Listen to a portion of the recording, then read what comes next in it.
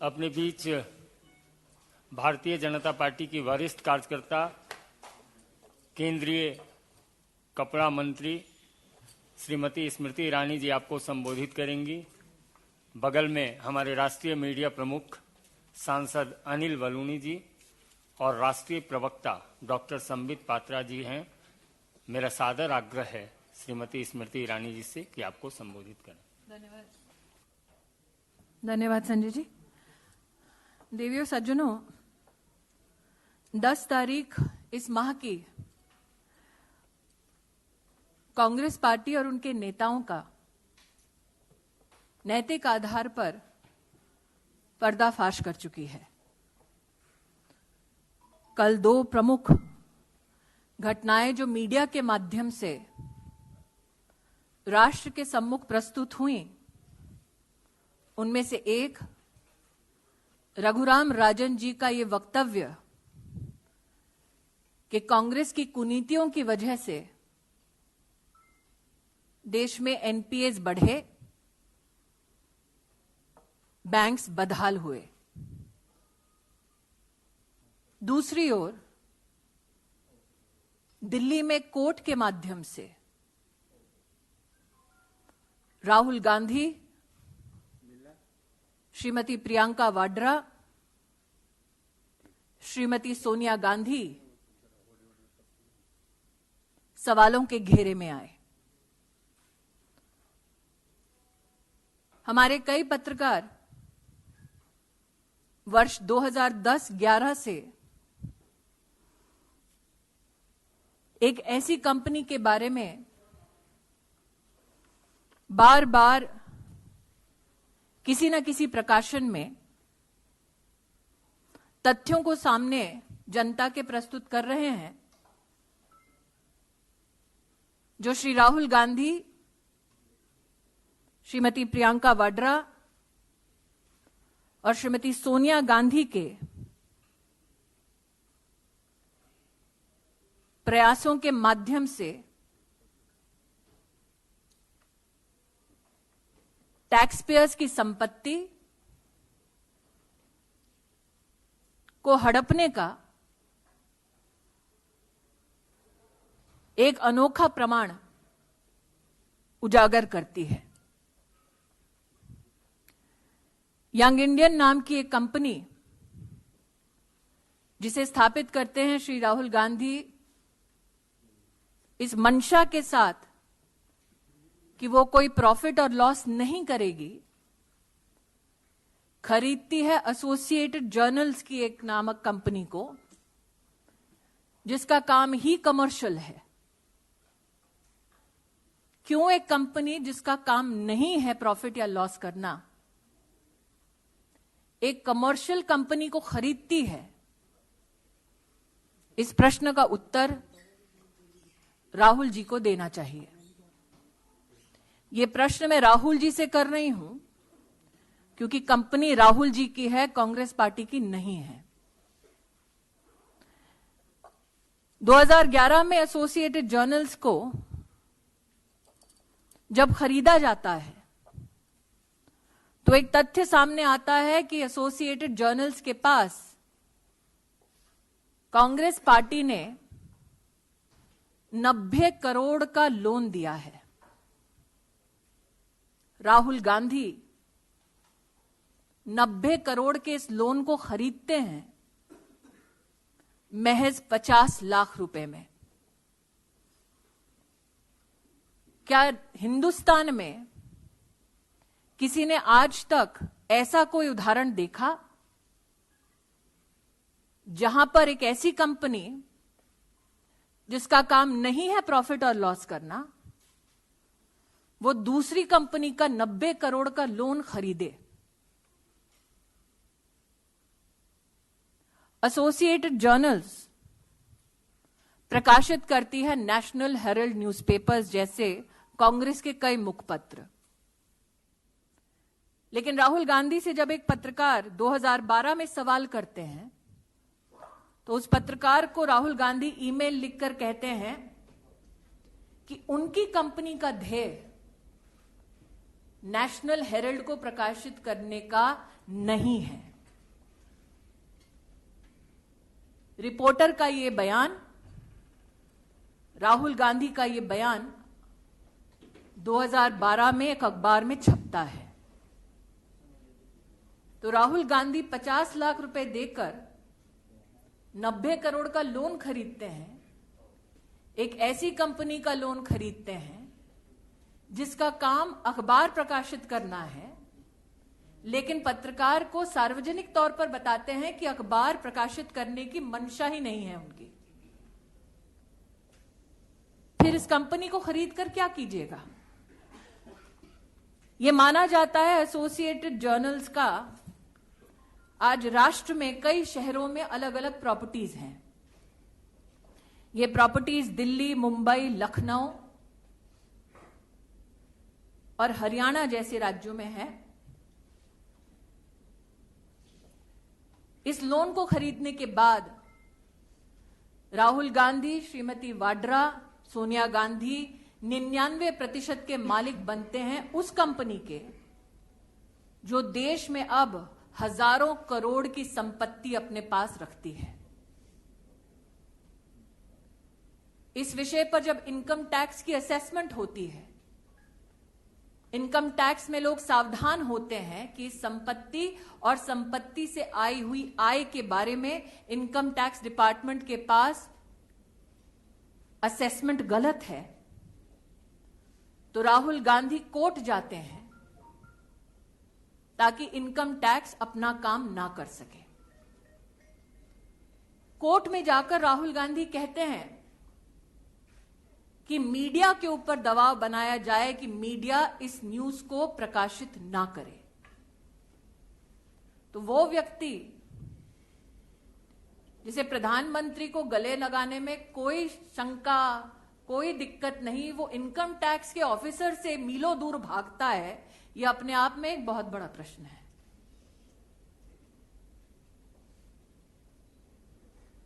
कल दिल्ली हाईकोर्ट ने उनकी इस मांग को खारिज किया। देर से ही सही, लेकिन न्याय कानून एक बार फिर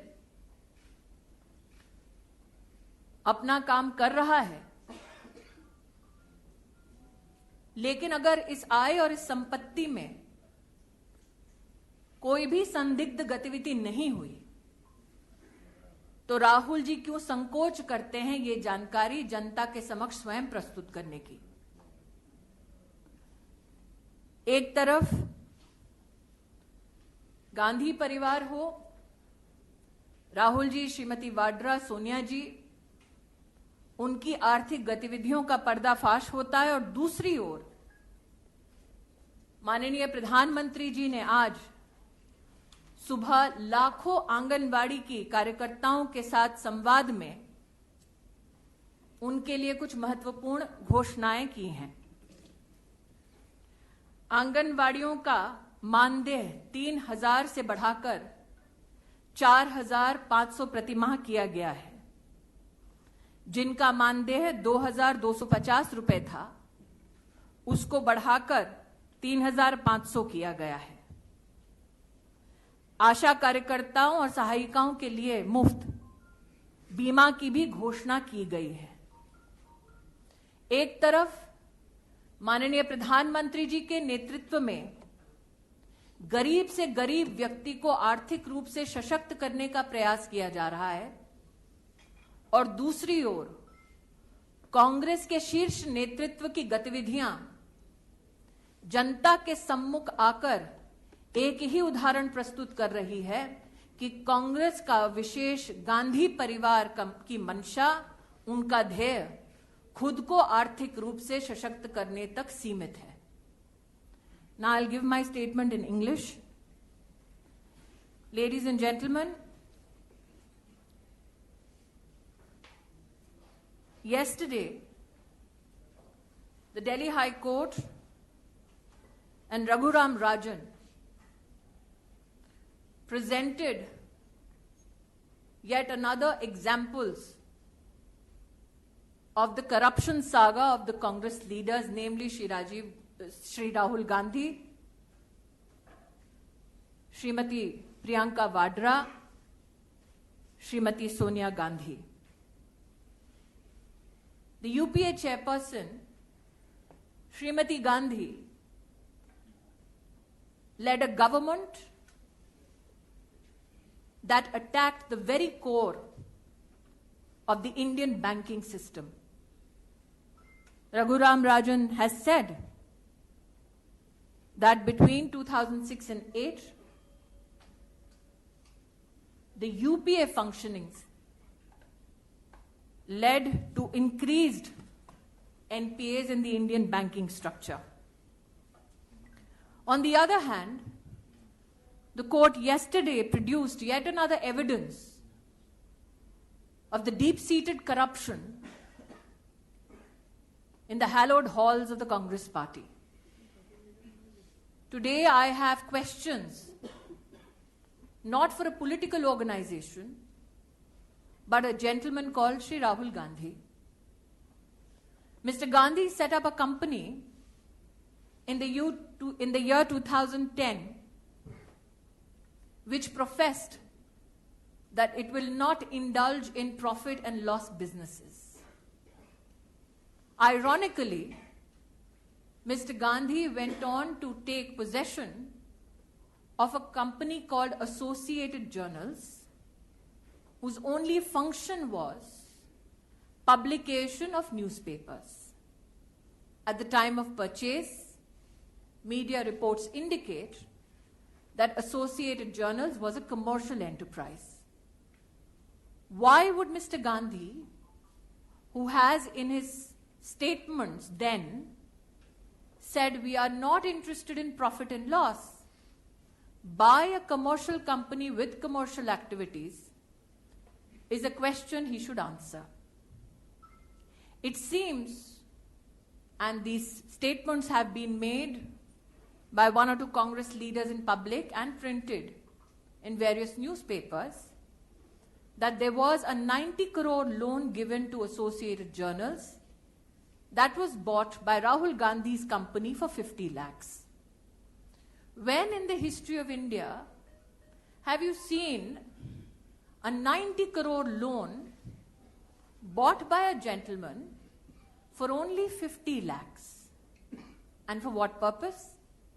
Mr. Gandhi, in his statement to a journalist in 2012, has said he and his company have no intentions of printing a newspaper. One can then question, why would you buy a company whose sole function was printing a newspaper when you publicly declare that you have no such interest? That being said, when the income tax reassessed that the tax declarations made by Mr. Gandhi's company were not correct, it is my belief, after reading media reports, that Mr. Gandhi and his family refused to answer the income tax officers on the basis of notice served to them. I ask every Indian citizen, can any of us defy an income tax notice when asked to come and produce answers? Why is it that Mr. Gandhi, who is quick to hug the Prime Minister, would run a mile when it comes to an income tax officer? It is also here said that Mr. Gandhi, Mrs. Priyanka Vadra, and Srimati Gandhi own a company now, Associated Journals, that has properties worth thousands of crores in our country. I would like to tell my fellow citizens, this property was given to a company set up in the 1930s by Jawaharlal Nehru, only and only for publication of newspapers. Today, on one hand, Mr. Gandhi goes to court and says nobody in the media should report on the happenings of the National Herald case. I wonder why he, who positions himself as a supporter of free speech, wants free speech curtailed when it comes to his faulty income tax assessments. While this is the saga of corruption, and as my colleague Sambit Patra says, the national hera-pheri that the Congress party's leadership is indulging in, I today take a moment to extend my grateful thanks to the Honorable Prime Minister for his communication with the Anganwadi workers this morning.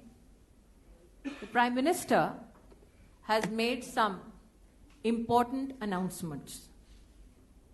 One being that the Asha Karyakartas will now have the facility of free insurance, that those Anganwadi workers who earned 3,000 rupees now will get a Mandan of 4,500. Similar increase in payments made to Anganwadi Sahayikas and Karyakartas of Asha were also announced by the Honorable Prime Minister. Ladies and gentlemen, on one hand, the Honorable Prime Minister has worked diligently to ensure the economic upliftment of those women, of those citizens in our country who are the very foundation of our administration and society. And the other hand, the Gandhi Parivar, ably led by Shri Rahul Gandhi, have consistently dedicated themselves to only enhancing their personal economic strength. I now leave the floor open for questions. Thank you.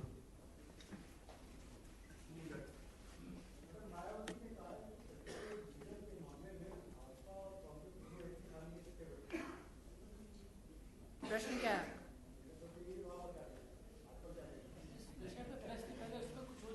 Yes.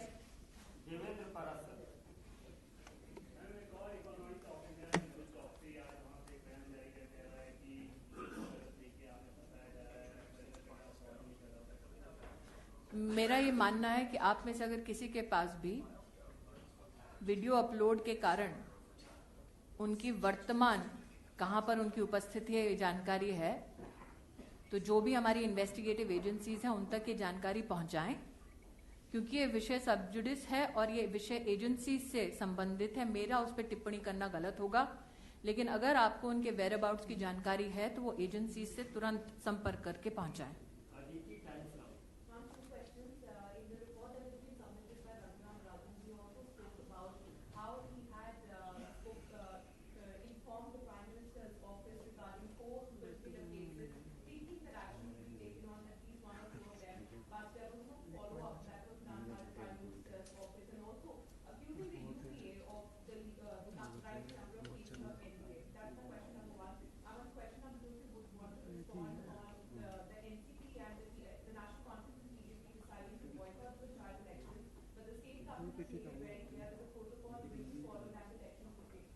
Aditi, I'm sure you agree that being a minister in the cabinet, it would be inappropriate for me to announce something on behalf of state government. I will only say this with regards to the Panchayat elections in Jammu and Kashmir, that Panchayat democracy is the very fulcrum on which we celebrate the strengths of our democracy. And all I will say is that my support is to ensure that the people's voices is heard at the grassroots level of democracy. Insofar as Raghuram Rajan's submission, I will only say this, that his was a very loud proclamation of the bad economic policies followed by the Congress-led UPA. But like I have said in my press conference today, on one hand, the Congress party led the country economically astray. On the other hand, it was very diligent to ensure that through enterprises like Associated Journals and through Young Indian, it protects its own financial interests.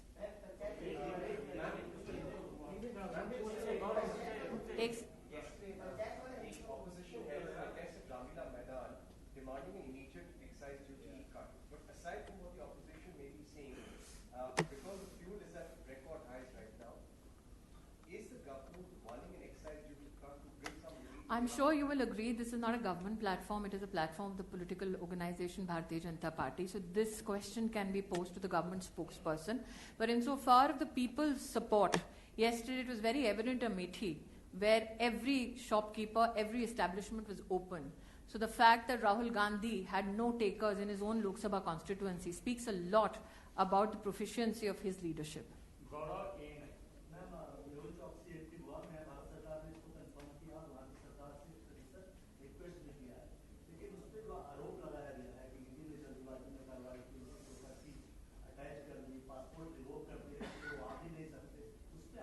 मैं इतना ही कहूंगी मेहुल जी, जैसे कि मैंने उन सज्जन से कहा, ये पटल जो है पार्टी का है, ना इन्वेस्टिगेटिव एजेंसी का है, ना भारत सरकार का है।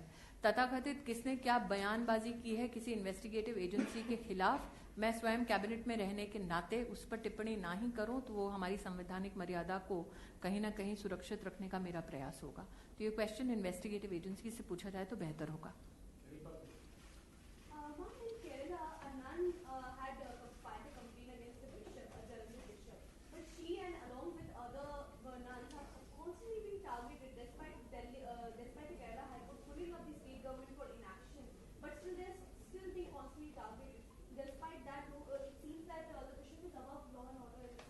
Your question is, that was a statement by you. My question is, ma'am, whether the central government will take cognizance of this. Ma'am, as I have reiterated to many colleagues of yours that this is not a government platform, but as a female activist, I can only say this, that victim shaming is the worst thing that we can do in a democracy when law and order is supreme. So my appeal would be to let the law take its own course and not shame any victim irrespective of their pronouncement, and to do whatever needs to be done within the ambit of law.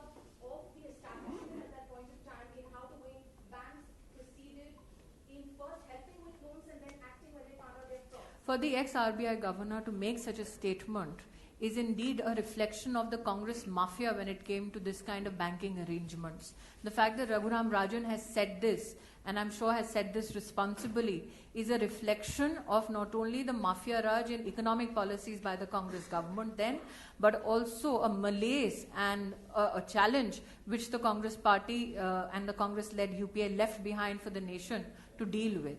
So I think that this is just a certificate given by Mr. Raghuram Rajan of the kind of nefarious activities undertaken by the Congress-led UPA in the last regime.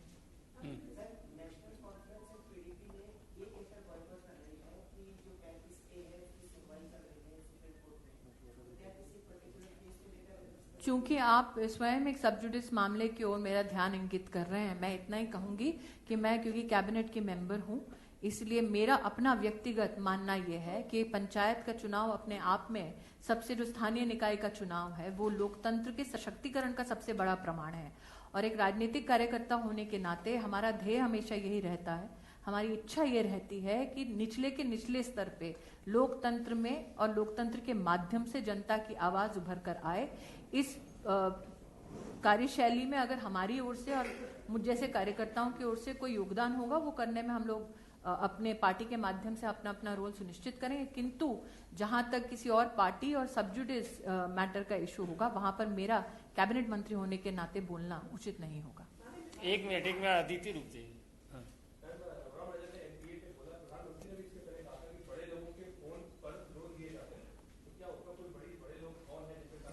Dial loan पर रघुराम राजन का जो वक्तव्य है वो अपने आप में प्रधानमंत्री जी के उस बयान की पुष्टि करता है कि बड़े बड़े लोगों के द्वारा ऐसे ऐसे कर्जे और दोबारा कर्जे दिए गए जिससे देश का जो आर्थिक भार है वो बढ़े। और साथ ही जैसा कि एक पत्रकार ने आपसे पहले कहा कि अगर बैंक खराब लोन के बारे में सूचना भी करने का प्रयास करता तो उनको धमकी दी जाती। तो ये ना सिर्फ चिंता का विषय है आर्थिक दृष्टिकोण से, लेकिन लॉ एंड ऑर्डर की दृष्टि से भी रघुराम राजन कांग्रेस के नेतृत्व के लिए एक बहुत बड़ा प्रश्न छोड़कर जा रहे हैं, क्योंकि वित्त मंत्रालय की कमान कांग्रेस के नेताओं के हाथ में थी, किसी भी सहायक पार्टी के हाथ में नहीं थी। बहुत बहुत धन्यवाद। धन्यवाद जी। कोई कल पूछ लीजिएगा।